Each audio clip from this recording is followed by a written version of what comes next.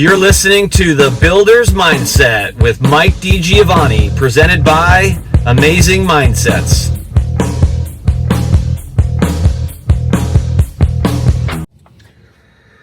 Well, I hope you enjoyed last week's episode, because if you did, you'll probably enjoy this one. If you didn't, you probably won't enjoy this one, because we're getting louder and we're just going to keep saying what needs to be said. All right. Housing gets talked about a lot, but talk is cheap. So listen here, team. Yes, I refer to you as my team because all of us production home builders are on the same team here.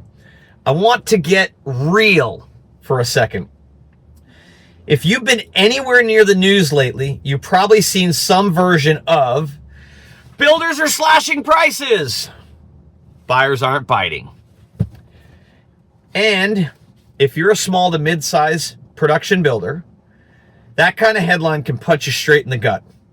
It makes you doubt yourself.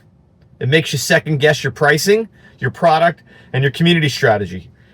Everything gets questioned if you are not firm in your process, product, and people. But here's the truth. The market isn't collapsing. It's just wicked. Yes, I said wicked.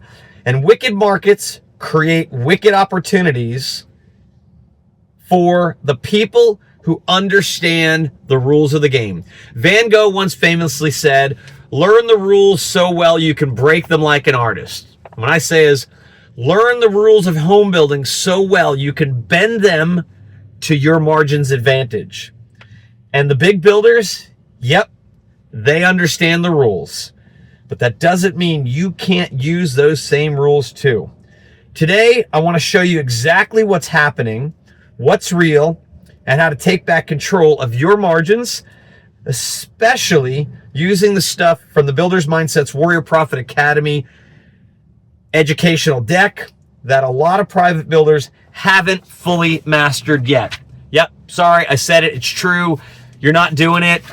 And after helping 5 9-figure production home builder divisions turn things around and get to double-digit net and not look back, we learned a few things. So listen, yes, let's be honest, prices are being cut, but no, the market is not dead. It's just, let's clear something up right off the bat. The NAHB tells us that 41% of builders cut prices in November. Average cut was 6%. Okay, that's tough, right? That is tough, 6% of revenue. But does that mean you're going to close up, take your toys, pack up, and go home? No. Okay, so what are you going to do about that? It is a real number, but here's what the government says. New home sales are up 15.4% year over year. Existing home sales, highest level since February. Okay, all right, so is demand dead? No, but existing home sales, the inventory levels are high because interest rates are still high. That's our belief here. That is our opinion.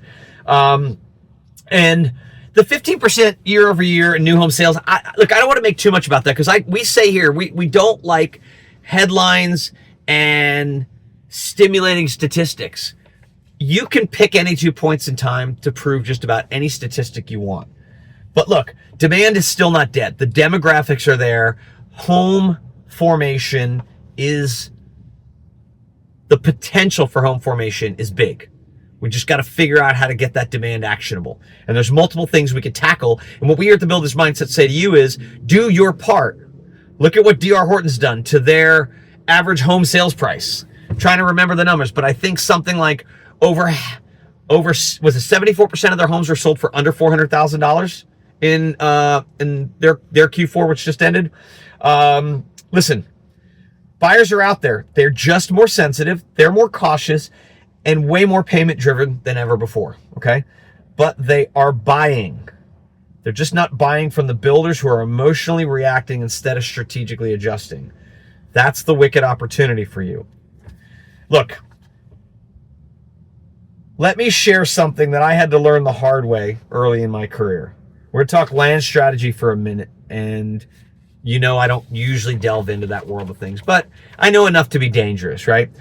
You don't go broke building houses. You go broke holding land, particularly if you bought it high and it's low. It's hard for builders, but a lot of builders get stuck with a piece and they try to hang on till the market comes back, okay? Doesn't usually work for them. Public builders figured this out 15 years ago.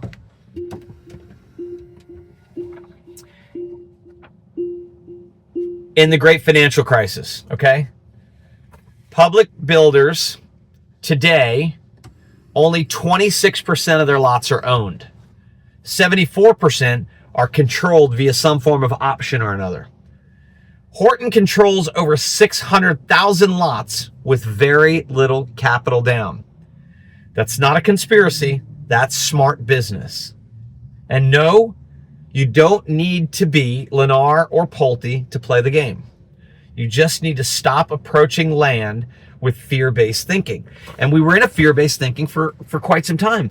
And what I mean by fear-based, like, I'm going to twist this around. Not fear in terms of acting. What got a lot of this into this mess was in 2022 and 2023, when we were the COVID boom, there was a lot of fear that I was going to get outbid for a piece of land. So a lot of builders drove the price of land up by outbidding their competitors. That's a problem. Why is that a problem? Well, because a lot of builders don't act with speed. And I'm not saying cycle time, but that does impact. But we've talked about how do you roll out and get a product to market, a product as in a piece of land. Land development is almost always over budget and late. So when you buy the tail end of land that was bought, let's say in the tail end of 2023, if you bought a piece of dirt and you paid high market value for that, it's supposed to come to market in about 18 months. So we'll call it all 24, mid 2025. But you're a little late. You're coming to market potentially now or early next year with that. And that is proof because in Southern California in particular, the bidding is off the charts right now. A lot of that land is at very high rates, developed at pretty high dollar value amounts. And so that land that they held, everybody, this is the typical builder mentality. Put the blinders on during the COVID boom. This is going to last forever. This is going to last forever. Pay whatever for the land. Pay whatever for that utility guy. Pay whatever for the paving. We got to get this community started. Oh, we're late again? And so now they're going to come to market with these. And this is why their margins are getting hammered. But the builders who have things on options were able to potentially renegotiate that. This is why you're going to see more and more builders, Lennar with their Millrose, Horton with its partnership with Forestar. This option program is what's going to really help a lot of these builders. So you got to get smart about it because you don't want to hold a piece of land from the high end to the low end of the market and then be stuck with it. But so big builders treat land like a quote unquote partnership. And I know some of you listening right now are going, there's nothing about partnerships with big builders, but here's what I would challenge you and tell you. If you're a trade partner and you grumble about Lennar, I will ask you in person, if you ever to say that to me, if you work for them. If you don't work for them, you refuse to work for them and you don't bid for them, all right, you have a leg to stand on. But I know so many trade partners that complain about Lennar and their pricing and all that stuff, but 30% of their business is tied up with them. And I asked them, how long have they had 30%? A year, 2, 3, 4 years. Why haven't you worked out of it? Well, it's good revenue. So everything has its place. Like Ecclesiastes says, it says, for everything there is a time, for everything there is a season. Okay? So 30% of your business with Lennar making very, very thin margins, what helps you drive volume so you can get good buying power, so you can make more money on some of the other builders. Nothing wrong with that. 70% of your business with Lennar where you're making very, very thin margins, not a good idea. But anyway, I digress. So most private builders treat land like a trophy. And actually, some of the publics in the last couple of years, 2022, 2023, treated land like a trophy as well too. So this is why you see the big builders tend to adapt faster, move faster, and stay profitable longer, even in wicked cycles like this one. Now, I will admit, too, the big builders have a lot more, a healthier, richer, deeper balance sheet, so they can hang on to stuff and or do different things in tough times. But that doesn't mean you as a smaller builder can't do certain things to maximize your performance, okay? So let's talk about payment engineering and the game you must start playing. Here's something nobody says out loud. Big builders don't win by out-designing you. They win by out-financing you. And I mean financing in terms of the terms and the agreements and the deals they set up, either on their land buy and on their sell side. They sell monthly payments now, not houses. That's why Lennar spent 14.3% of the final sales price on incentives in Q3 to drive their volume. Horton said they're increasing incentives in their 2026, kind of this, in the balance of 2025 fiscal, but calendar, their 2026 fiscal. So they're buckling down and they're preparing for it. They're going to use that balance sheet to keep moving houses, okay?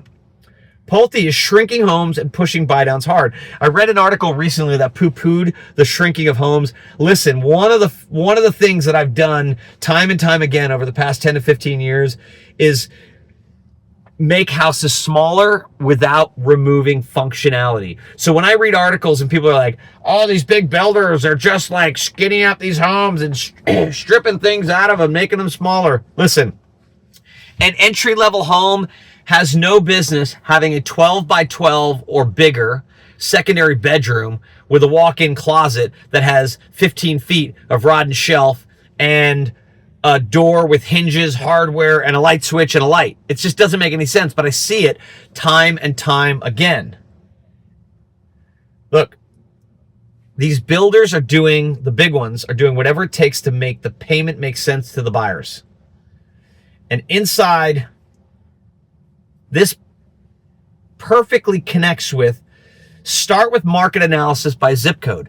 Listen, you might not have the money to do what the big builders are doing to buy down the rates and get the payment where it needs to be or cut prices. And I know this is a play on the future, but when was the best time to plant an oak tree? 200 years ago. When's the second best time? Today. And so start improving your product today in the way we teach you in the Warrior Profit Academy, product development, so that your next round of product is efficient, doesn't have any wasted space, wasted money, wasted dollars. Start with the market analysis by zip code and make sure you're designing your houses to your buyer demographics that you're going after. And don't try to be everything to everyone. Reverse engineer your cost per square foot based on what you can sell it for, and then say to yourself, can I do this? Don't guess. You have to master your construction cost from the zip code of the land you're looking to buy in. That's payment engineering at its core. You don't start with a design, you start with a financial target and work to that financial target.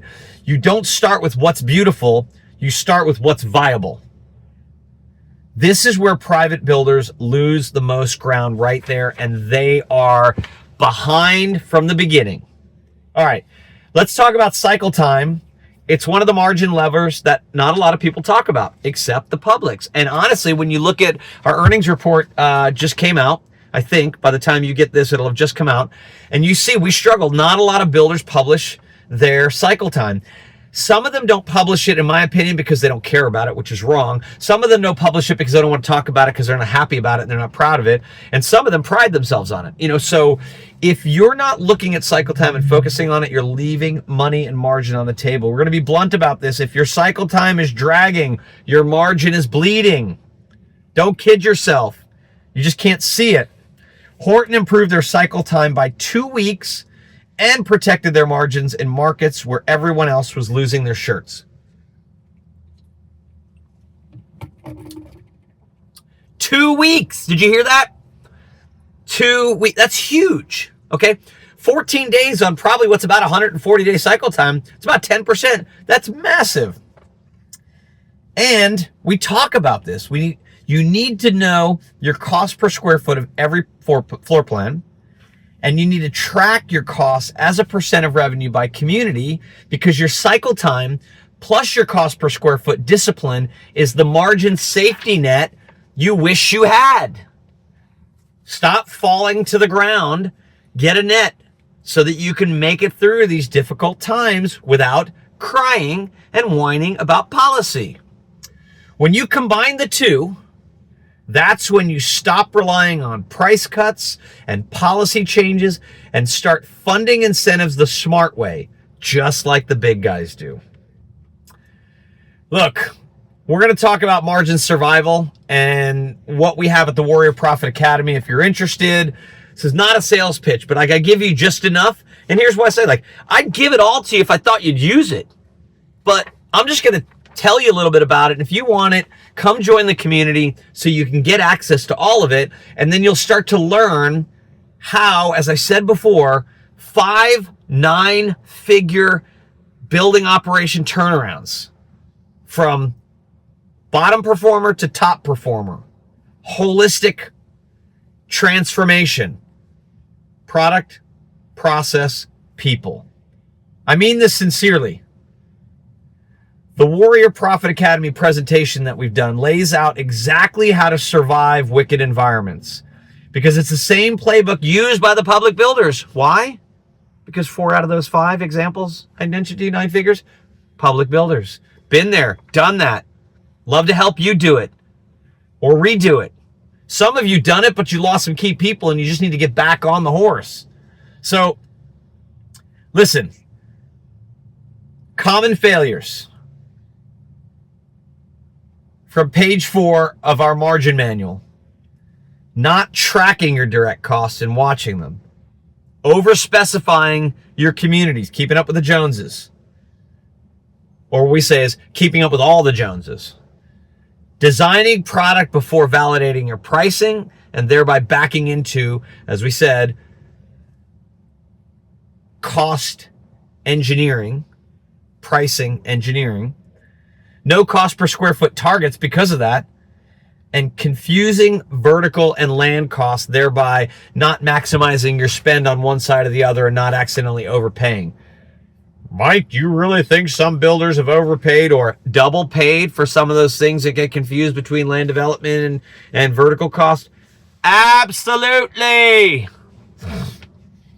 All right, so this list is the exact reason small builders get crushed. They're not mastering their construction cost because they're not, and because they're not mastering their product, okay? Here's the fixes from that same manual we talked about. Set realistic cost per square foot targets. Tie the product to the budget early. Benchmark each plan. Clarify your cost categories and align your product, and thereby its cost, with the zip code. Honestly, the deck is a wickedly accurate picture of why the top 10 survive and thrive and everyone else struggles. It's not talent, it's not size, it's not luck, it's discipline. You don't run a 100-mile race by running once in a while. You don't run a 9-figure, double-digit net production home builder division by getting your product right occasionally. You can compete with and even beat the big builders, but you got to start acting like one. It's time to put on your big boy pants. Yes, I said it. Let me leave you with these thoughts. You will not win this market with emotions. You will win with precision and product, process, and people. Here's what you do from here to start this journey. Stop designing homes before you validate the pricing. Base everything on cost per square foot and cycle time. Option land wherever possible. Sell payments, not prices. Run your product like a business, not a hobby or an art project for the division president. You're not building the division president's home. You're building your buyer's home. Go back to number one. Stop designing your homes before you validate your pricing. Build the right product for the right zip code. This is not time to play soft, my builders out there. This is a time to get smart. Wicked markets make or break builders. The greats will make it through this. The not so greats may or may not. And the not greats will not make it through. Some of them will go out of business. Some of them will close up. Some of them will get bought. And if you're going to get bought, you want to get bought as somebody from a position of power. You don't want to get bought because you have to get bought. You want to get bought because your buyer wants to buy you out. The ones who adapt will come out of 25 and into 26 stronger than ever, and you can be one of them. Henry Ford famously said, whether you think you can or you think you can't, you're right. So do you think you can?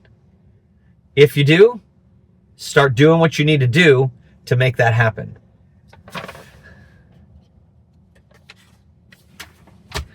Thank you again for joining us on this week's episode of The Builder's Mindset. We hope you found this beneficial. If it helped you in any way, share it. If you're already doing great, congrats, but you know somebody who could benefit from it, share it. We really appreciate your support, and we'll talk to you next week. Stay amazing. You're listening to The Builder's Mindset with Mike DiGiovanni, presented by Amazing Mindsets.